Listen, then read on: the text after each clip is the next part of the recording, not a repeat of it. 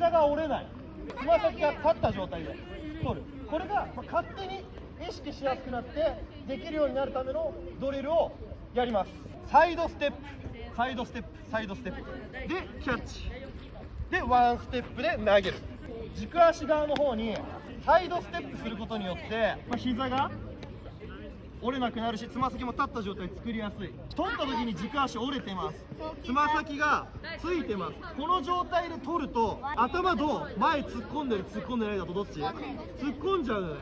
頭が突っ込んじゃうと1回のステップで投げれなくて、もう1回無駄なステップを踏んでから投げなきゃいけなくなっちゃう。追い形、そこからおーい